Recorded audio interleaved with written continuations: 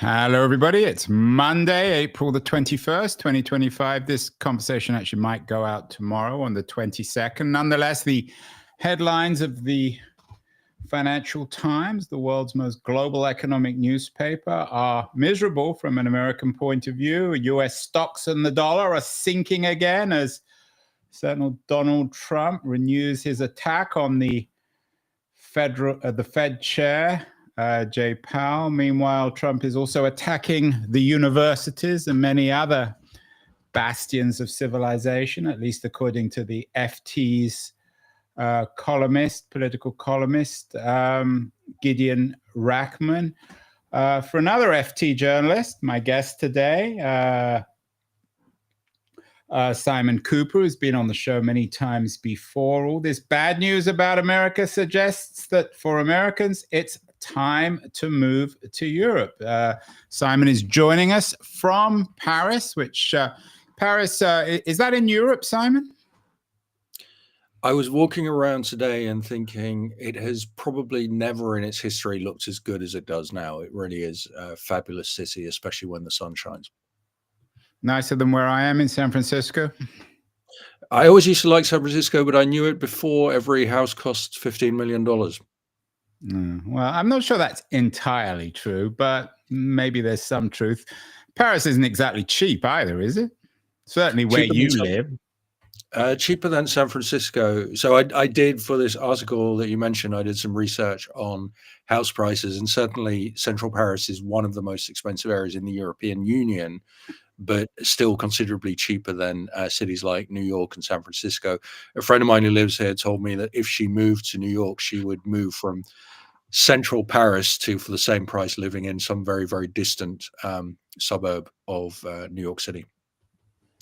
Well, your column this week, Americans, it's time to move to Europe. You obviously wrote with a degree of relish. Is this Europe's revenge on America, that it's now time to reverse the brain drain from Europe to America? Now it's from America to Europe. I mean, I don't see it as revenge. I mean, I'm a generally pro-American person by inclination, and I even married an American and have children who are American as well as being French and British. So when I went to the US firstly as a child, age 10, 11, I was in 6th grade in California. I thought it was the most advanced, wonderful place in the world, and the sun shone, and there was nowhere nicer than California.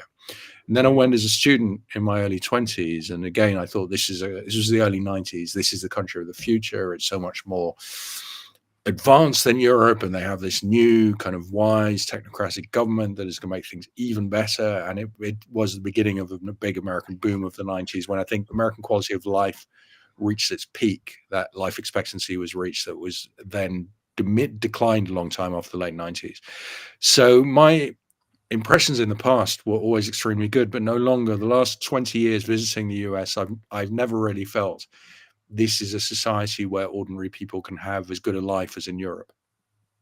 When you say ordinary people, I mean, you're not an ordinary person, and I'm guessing most of the people, you and your wife certainly isn't ordinary. She's a well-known writer. In fact, she's written on France and the United States and parenthood, very well-known. You're well-known. What do you mean by ordinary people? Yeah, I mean, it's not entirely about me. Amazingly, I am not so egomaniac as to draw conclusions on such matters, just looking at my own situation. What I wrote about the US is that if you're in the 1% in the US and you are pursuing great wealth in finance or tech, and you have a genuine shot at it, you will achieve wealth that you can't really achieve in Europe. You know, the top end of the US is much higher than in Europe. Still not necessarily true that your life will be better. So even rich Americans live shorter than rich Europeans. But okay, so the 1%, America really offers greater expansion opportunities than Europe does. Anywhere below that, the Europeans in the bottom 99%, let's say, they live longer than their American equivalents. They are less fat. Their bodies function better because they walk more, because they're not being bombarded by processed food in the same way. Although we have political polarization here, it's not as extreme as in the US, where I quote a European friend of mine who lives in the American South, he says he sometimes doesn't go out of his house for days at a time because he says meeting Trump supporters makes him quite anxious. That Where might does be he live? I saw that. I Yeah, saw that paragraph in the piece. He said he doesn't, and I'm quoting him, a European friend of mine who lives in the American South sometimes doesn't leave his house for days on end so as to avoid running into Trump supporters. Where does he live? he lives. Let me say, he lives in Georgia. He lives in the state of Georgia. Well, is that Atlanta? I mean, Atlanta is a large town. Lots of anti-Trump sentiment there. Whereabouts in Georgia? He doesn't live in Atlanta, but I also don't want to specify exactly where he lives because he's entitled to some in case he privacy. just but in all seriousness, Simon, isn't this a bit exaggerated? I mean, I'm sure there are some of your friends in Paris don't go outside the fancy center because they might run into fans of Marine Le Pen. What's the difference? I think that polarization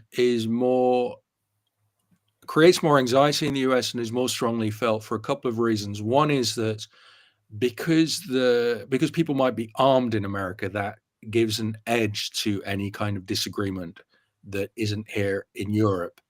And secondly, because religion is more of a factor in American life, people hold their views more strongly, more fervently than here.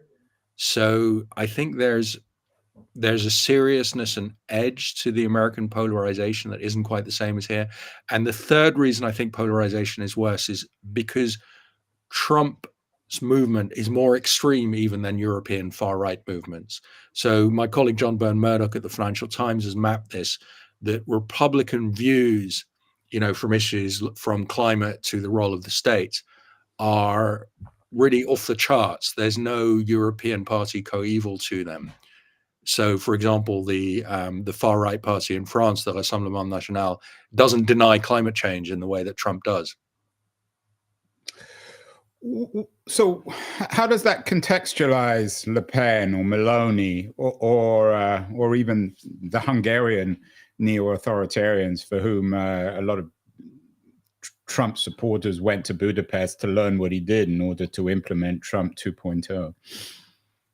Yeah, I think Orban, in terms of his creating an authoritarian society where the universities have been reined in, where the courts have been reined in that sense, is a model for Trump. His friendliness with Putin is more of a model for Trump. Meloni and Le Pen, although I do not support them in any way, are not quite there. And so Meloni in Italy is in a coalition and is governing as somebody who's relatively pro-European. She's pro-Ukrainian. She's pro-NATO.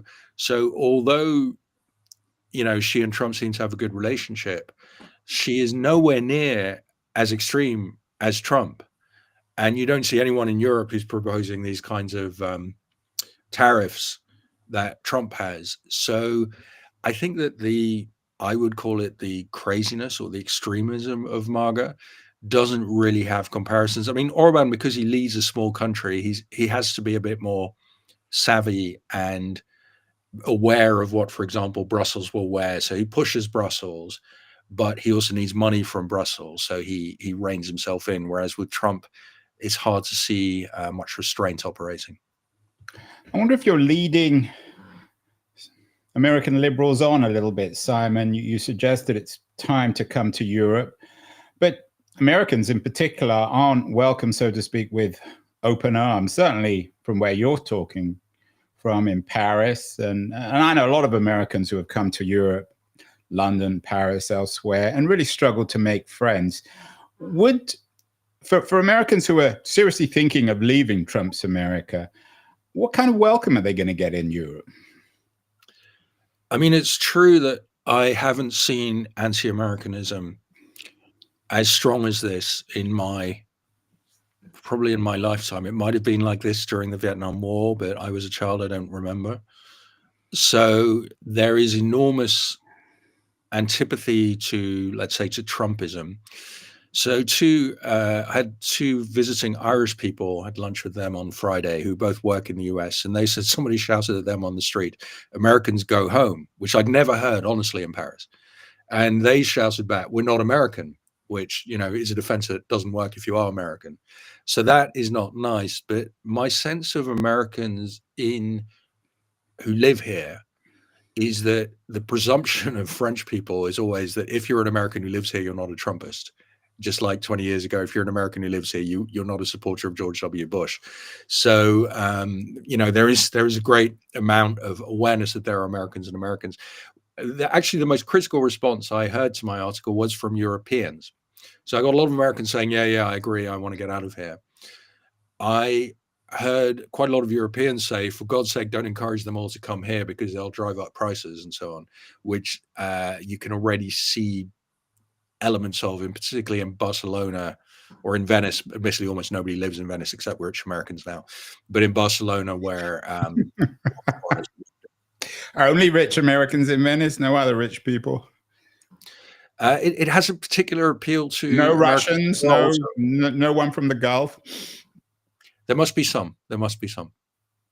There are not many Venetians. What about the historical context, Simon? In all seriousness, Americans have, of course, fled the United States in the past. One thinks of James Baldwin fleeing the Jim Crow South. Could the Americans now who are leaving the universities, Tim Schneider, for example, has already fled to Canada, as Jason Stanley has as well, another scholar of fascism. Is there stuff that American intellectuals, liberals, academics can bring to Europe that you guys currently don't have? Or are intellectuals coming to Europe from the US? Is it really like shipping coals, so to speak, to Newcastle? We need them desperately. I mean, as you know, since 1933, there's been a brain drain of the best European intellectuals in enormous numbers to the United States. So in 1933, the best university system in the world was Germany, if you measure by number of Nobel Prizes won. That's demolished in a month. A lot of those people end up years later, especially in the US. And so you get the New School in New York as a center. And people like Adorno end up, I think, in Los Angeles, which must have been very confusing. And American universities, so you get the American combination, the USP, what's it called? The unique selling point is you have size, you have wealth, you have freedom of inquiry, which China doesn't have, and you have immigration. So you bring in the best brains. And so Europe lost its intellectuals. You have very wealthy universities, partly because of the role of donors in America. So, if you're a professor at Stanford or Columbia, I think the average salary is somewhere over $300,000 for professors at the top universities. In Europe, there's nothing like that. Those people would at least have to halve their salary. And so, for Europeans, this is a unique opportunity to get some of the world's leading brains back at cut price, because they would have to take a big salary cut, but many of them are desperate to do it. I mean, if your lab has been defunded by the government, or if the government doesn't believe in your research into climate or vaccines, or just if you're in the humanities and the government is very hostile to it, or if you write on the history of race, and that is illegal now in some southern states, where I think teaching, they call it structural racism, or there's this American phrase about racism that is now banned in some states, that the government won't fund it. Then you think, well, I'll take that pay cut and go back to Europe. Because I'm going back, I think the first people to take the offer are going to be the many, many top Europeans who work at American universities. You mentioned at the end of your essay, the end of the American dream. You're quoting Trump, of course, ironically, but the essay is also about the end of the American dream, perhaps the rebirth or initial birth of the European dream. To what extent is the American dream, in your view, and you touched on this earlier, Simon, dependent on the great minds of Europe coming to America, particularly during and after as a response to the rise of Nazism? Hannah Arendt, for example, even people like Aldous Huxley, who came to Hollywood in the 1930s. Do you think that the American dream itself is in part dependent on European intellectuals like Arendt and Huxley, even Ayn Rand, who not necessarily the most popular figure on the left, but certainly very influential in her ideas about capitalism and freedom, who came, of course, from Russia? I mean, I think the average American wouldn't care if Ayn Rand or Hannah Arendt had gone to Australia instead. That's not their dream. I think the American dream has always been about the idea of social mobility and building a wealthy life for yourself and your family from nothing. Now, almost all studies of social mobility say that it's now very low in the US. It's lower than in most of Europe, especially Northern Europe and Scandinavia have great social mobility. So if you're born in the lower, say 10 or 20% in Denmark, you have a much better chance of rising to the top of society than if you're born at the bottom 10, 20% in the US. So America is not very good for social mobility anymore. I think that the brains that helped the American economy most were people working in different forms of tech research, and especially for the federal government. So the biggest funder of science in the last 80 years or so, I mean, the Manhattan Project and on, has been the US federal government, biggest in the world. And the thing is, you can't eat atom bombs, but what they also produce is research that becomes hugely transformative in civilian life and in civilian industries. So GPS, or famously the internet, come out of research that's done within the federal government with a kind of vague defense angle. And so I think those are the brains that have made America richer. And then, of course, the number of immigrants who found companies, and you see this in tech, is much higher than the number of percentage of native born Americans who do. And of course, the most famous example of that is Elon Musk. Yeah, and you were on the show just before Christmas in response to your piece about Musk, Thiel, and the shadow of apartheid in South Africa. So I'm guessing you don't want the Musks and Thiels. They won't be welcome in Europe, will they? I don't think they want to go. I mean, if you want to create a tech company, you want very deep capital markets. You want venture capital firms that are happy to bet, a few billion on you. And a very good place to do that, the best place in the world by far, is Silicon Valley. And so, a French friend of mine said he was at a reception in San Francisco, I think, surrounded by many, many top French engineers who all worked for Silicon Valley firms. And he thought, what would it take them to come back? He didn't have an answer. Now the answer might be maybe, well, Donald Trump could persuade them to leave. But they want to keep issuing visas for those kinds of people. I mean, the thing is that what we're seeing with Chinese breakthroughs in what was it called, DeepSeek, Yeah. and also in overtaking Tesla on electric cars, suggests that maybe the cutting edge of innovation is moving from Silicon Valley after nearly 100 years to China. This is not my field of expertise at all, but the French economist Thomas Philippon has written about how the American economy has become quite undynamic because it's been taken over by monopolies. So you can't start another Google, you can't start another Amazon, you can't build a rival to Facebook because these companies control of the market. And as Facebook did with WhatsApp or Instagram, they'll just buy you up. And so you get quite a much more static tech scene than 30 years ago, when really, great inventions were being made in Silicon Valley all the time. Now you get a few big companies that are the same for a very long period. Well, of course, you also have OpenAI, which is a startup, but that's another conversation. Has the although the argument in AI is that maybe China can do it better. Perhaps they can. I don't know. Has, so to speak, Simon, the light bulb gone off in Europe on all these issues? Mario Draghi, a month or two ago, came out. Was it a white paper or a report suggesting that Europe needed to get its innovation act together, that there wasn't enough investment or capital? Are senior people within the EU, like Draghi, waking up to the reality of this historical opportunity to seize back economic power, not just cultural and political? I mean, Draghi doesn't have a post anymore, as far as I'm aware. I mean, of course, he was the brilliant governor of the European Central Bank, but wrote that this report did have big impact, didn't it? It had big impacts. I think a lot of people thought, yeah, this is all true. We should spend enormous fortunes and borrow enormous fortunes to create a massive tech scene and build our own defense industries and so on. But they're not going to do it. it's the kind of report that you write when you don't have a position of power and you say, this is what we should do.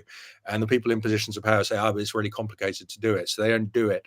So no, there's not really, look, we've been massively overtaken and left behind on tech by the US and China. And there doesn't seem to be any serious impetus to build anything on that scale to invest that kind of money, government-led or private sector-led, in European tech scene. So yeah, if you're in tech, maybe you should be going to Shanghai, but you probably should not be going to Europe. So, and this is a problem because China and the US make our future, and we use their cloud servers. We could build a search engine, but we can't liberate ourselves from the cloud servers. Defense is a different matter where, Draghi said we should become independent. And because Trump is now, European governments believe Trump is now hostile to us on defense, hostile to Ukraine and more broadly to Europe, there, I think, will be a very quick move to build a much bigger European defense sector, so we don't have to buy, for example, American planes, where they can switch off the operating systems if they feel like it. You live in Paris. You work for the FT, or one of the papers you work for is the FT, a British paper. Where does Britain stand here? So many influential Brits, of course, went to America, particularly in the 20th century. Everyone from Alfred Hitchcock to Christopher Hitchens, all adding enormous value, like Arendt and Ayn Rand. Is Britain, when you talk of Europe, are you still in the back of your mind thinking of Britain, or is it an island somehow floating or stuck between America, the end of the American dream, and the beginning of the European dream? In a way, are you suggesting that Brits should come to Europe as well? I think Britain is floating quite rapidly towards Europe, because in a world where you have three military superpowers that are quite predatory and are not interested in alliances, the US, China, and Russia, the smaller countries, and Britain is a smaller country and has realized since Brexit that it is a small country, the smaller countries just need to ally. And, are you going to trust an alliance with Trump, a man who is not interested in the fates of other countries and breaks his word? Or would you rather have an alliance with the Europeans, who share far more of your values? And I think the Labour government in the UK has quietly decided that I know that it has decided that on economic issues, it's always going to prioritize aligning with Europe. For example, aligning food standards with Europe so that we can sell them our food, they can sell us our food without any checks because we've accepted all their standards, not with the US. So in any choice between, now there's talk of a potential US-UK trade deal. Do we align our standards with the US or Europe? It's always going to be Europe first. And on defense, you have two European defense powers that are at least middle powers, France and the UK. Without the UK, there isn't really a European defense alliance. And that is what is going to be needed now, because there's a big NATO summit in June where I think it's going to become patently obvious to everyone the US isn't really a member of NATO anymore. And so then you're going to move towards a post-US NATO. And if the UK is not in it, well, it looks very, very weak indeed. And if the UK is alone, that's quite a scary position to be in this world. So yeah, I see a UK that is not going to rejoin the European Union anytime soon, but is more and more going to ally itself. It's already allying itself with Europe. Has the worm turned? I mean, Trump hasn't even been in power 100 days. Supposedly, he's limited to the next 4 years, although he's talking about running for a third term. Can America reverse itself, in your view? I think it will be very hard, whatever Trump does, for other countries to trust him again. And I also think that after Trump goes, which, as you say, may not be in 2028, but after he goes, and if you get, say, a Biden or Obama style president who flies to Europe and says, it's all over, we're friends again now, the Europeans are going to think, yeah, but, it's very, very likely that in 4 years' time, you'll be replaced by another America firster of some kind. So we cannot build a long-term alliance with the US. So, for example, we cannot do long-term deals to buy Americans weapon systems because maybe there's a president that we like, but they'll be succeeded by a president who terrifies us, quite likely.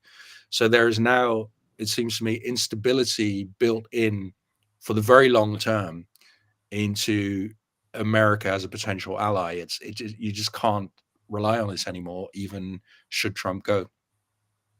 You talk about Europe as one place, which of course geographically it is, but lots of observers have noted the existence, it goes without saying, of many Europes, particularly the difference between Eastern and Western Europe. I've noted that myself, yes. And you've probably written essays on this as well.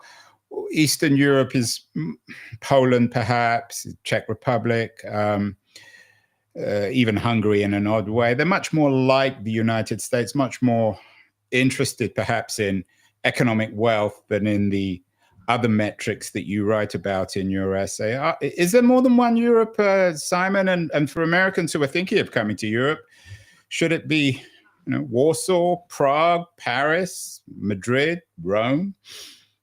These are all great cities, so it depends what you like. I mean, I don't know if they're more individualistic societies. I would doubt that. All European countries, I think, could be described as social democracies. So there is a welfare state that provides people with health and education in a way that you don't quite have in the United States.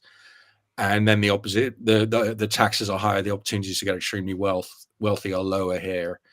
I think the big difference is that there is a part of Europe for whom Russia is an existential threat, and that's especially Poland, the Baltics, Romania. And there's a part of Europe, France, Britain, Spain, for whom Russia is really quite a long way away. So they're not that bothered about it. They're not that interested in spending a lot on defense or sending troops potentially to die there, because they see Russia as not their problem. I would see that as a big divide. In terms of wealth, I mean, it's equalizing. So the average Pole outside London is now, I think, as well off or better than the average Briton. Sorry, the average Pole is now as well off or better as the average Briton outside London. London, of course, is still... This is the Poles in the UK or the Poles in the world? The Poles in Poland. So the Poles who came to the UK 20 years ago did so because the UK was then much richer. That's now gone.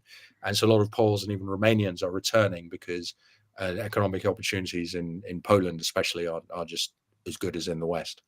So there has been a little bit of a growing together of the two halves of the continent. Where would you live? I mean, my personal experience, having spent a year in Madrid, it's the nicest city in the world. The Spanish quality of life. Yeah, nicest cities to live in. I like living in big cities. Of big cities, it's the best. Spanish quality of life. If you earn more than the average Spaniard, I think the average income, including everyone, wage earners, pensioners, students, is only about $20,000. So Spaniards have a problem with not having enough income. So if you're over about $20,000, and in Madrid probably quite a bit more than that, then it's a wonderful life. And I think, and Spaniards live about 5 years longer than Americans now. They live to about age 84. It's a lovely climate, lovely people. So that would be my personal top recommendation. But look, if you like a great city, Paris is the greatest city in the European Union. London's a great, kind of bustling. These are the two bustling world cities of Europe, London and Paris. I think if you can earn an American salary, maybe through working remotely, and live in the Mediterranean somewhere, you have the best deal in the world, because Mediterranean prices are low, Mediterranean quality of life is unbeatable. So that would be my general recommendation. Finally, Simon, you've been very generous with your time. I'm sure you'd much rather be outside in Paris, in what you call the greatest city in the EU.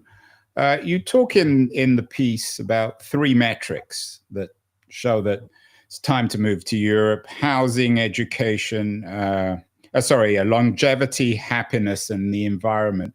Are there any metrics at all now to stay in the United States?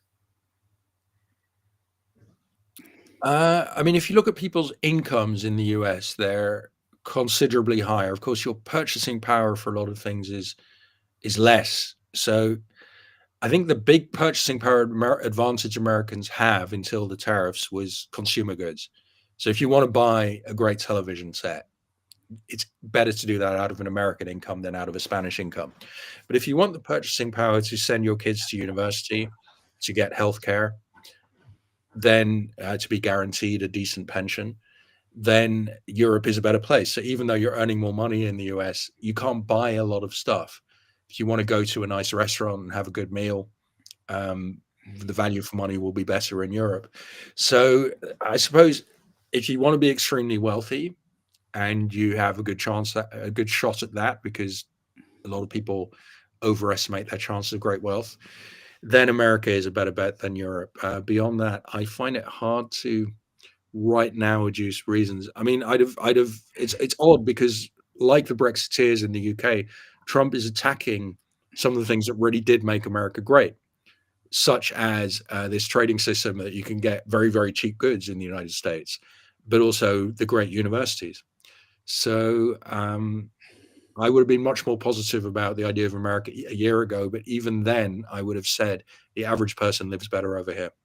Well, there you have it. Simon Kuper says to Americans, it's time to move to Europe. The American dream has ended, perhaps the beginning of the European dream. Very provocative, Simon. We'll get you back on the show. Your column is always a central reading in the Financial Times. Thanks so much and enjoy.